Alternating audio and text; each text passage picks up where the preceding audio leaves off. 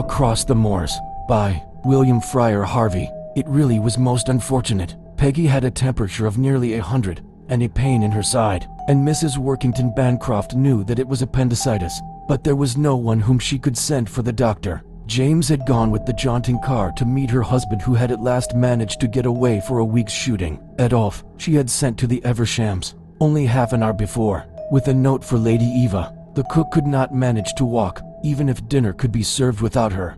Kate, as usual, was not to be trusted. There remained Miss Gregg.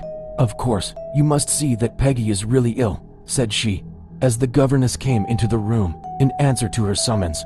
"The difficulty is that there is absolutely no one whom I can send for the doctor." Mrs. Workington Bancroft paused. She was always willing that those beneath her should have the privilege of offering the services which it was her right to command.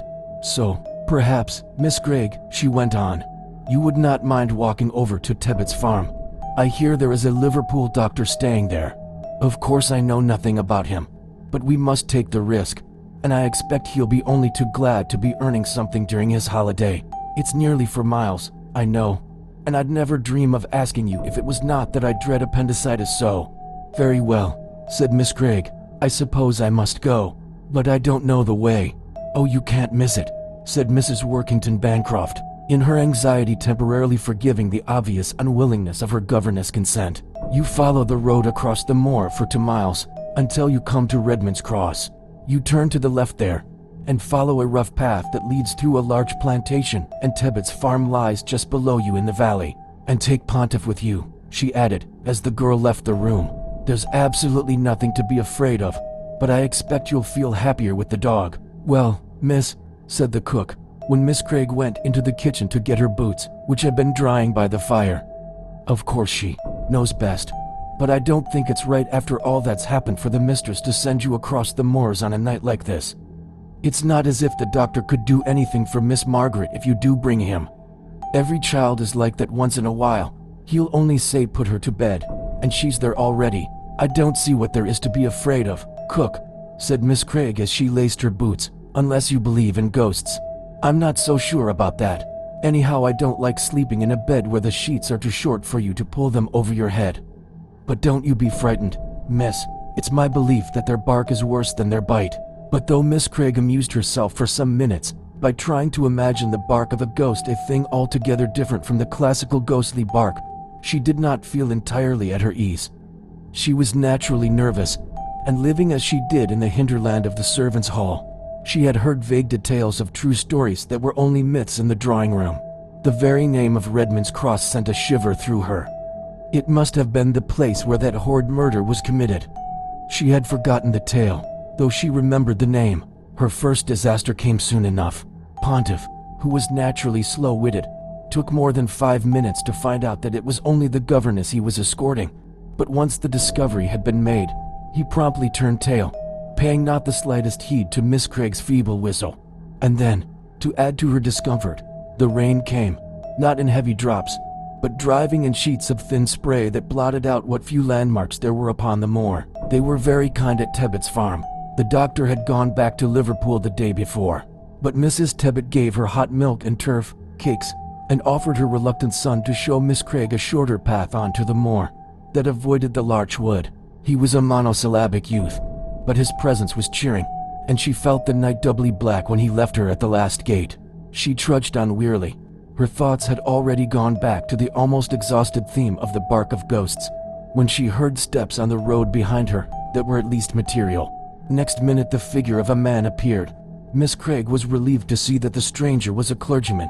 He raised his hat. "I believe we are both going in the same direction," he said. "Perhaps I may have the pleasure of escorting you." She thanked him. "It is rather weird at night," she went on, "and what with all the tales of ghosts and boogies that one hears from the country people, I've ended by being half afraid myself." "I can understand your nervousness," he said, "especially on a night like this. I used at one time to feel the same, for my work often meant lonely walks across the moor to farms, which were only reached by rough tracks difficult enough to find even in the daytime."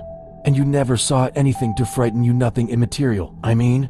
"I can't really say that I did, but I had an experience 11 years ago which served as the turning point in my life, and since you seem to be now in much the same state of mind as I was then in, I will tell it you. The time of year was late September. I had been over to Westendale to see an old woman who was dying, and then, just as I was about to start on my way home, word came to me of another of my parishioners, who had been suddenly taken ill only that morning. It was after 7 when at last I started. A farmer saw me on my way, turning back when I reached the moor road. The sunset the previous evening had been one of the most lovely I ever remember seeing. The whole vault of heaven had been scattered with flakes of white cloud, tipped with rosy pink like the strewn petals of a full-blown rose. But that night all was changed. The sky was an absolutely dull slate color, except in one corner of the west where a thin rift showed the last saffron tint of the sullen sunset. As I walked, stiff and footsore, my spirits sank. It must have been the marked contrast between the two evenings, the one so lovely, so frill of promise the corn was still out in the fields spoiling for fine weather, the other so gloomy, so sad with all the dead weight of autumn and winter days to come. And then added to this sense of heavy depression came another different feeling, which I surprised myself by recognizing as fear. I did not know why I was afraid. The moors lay on either side of me, unbroken except for a straggling line of turf shooting butts that stood within a stone's throw of the road.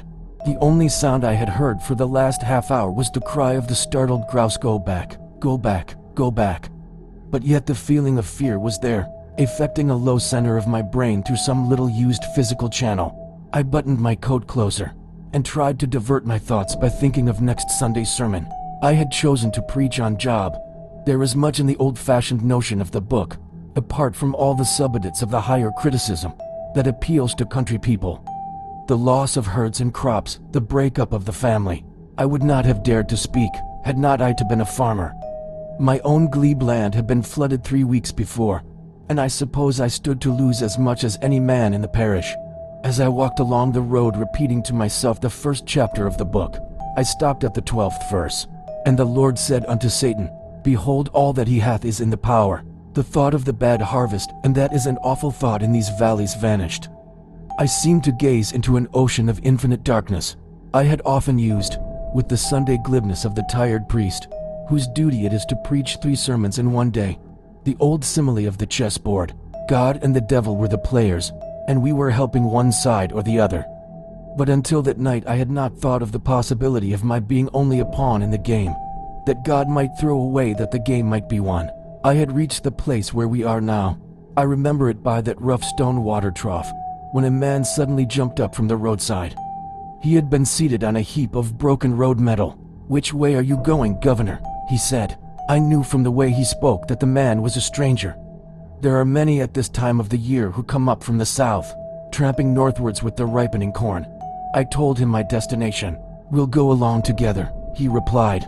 It was too dark to see much of the man's face, but what little I made out was coarse and brutal. Then he began the half-menacing whine I knew so well. He had tramped miles that day. He had had no food since breakfast, and that was only a crust. "Give us a copper," he said. "It's only for a night's lodging." He was whittling away with a big clasp knife at an ash stake he had taken from some hedge. The clergyman broke off. "Are those the lights of your house?" he said. "We are nearer than I expected, but I shall have time to finish my story." "I think I will, for you can run home in a couple of minutes, and I don't want you to be frightened when you are out on the moors again." As the man talked, he seemed to have stepped out of the very background of my thoughts, his sordid tale, with the sad lies that hid a far sadder truth. He asked me the time. It was 5 minutes to 9. As I replaced my watch, I glanced at his face. His teeth were clenched, and there was something in the gleam of his eyes that told me at once his purpose. Have you ever known how long a second is? For a third of a second I stood there facing him, filled with an overwhelming pity for myself and him. And then without a word of warning he was upon me. I felt nothing. A flash of lightning ran down my spine. I heard the dull crash of the ash stake, and then a very gentle patter like the sound of a far distant stream. For a minute I lay in perfect happiness, watching the lights of the house as they increased in number until the whole heaven shone with twinkling lamps. I could not have had a more painless death. Miss Gregg looked up. The man was gone. She was alone on the moor. She ran to the house, her teeth chattering, ran to the solid shadow that crossed and recrossed the kitchen blind. As she entered the hall, the clock on the stairs struck the hour. It was 9 o'clock. Thank you so much for listening and supporting. Don't forget to hit subscribe and turn on notifications so you'll never miss the next story.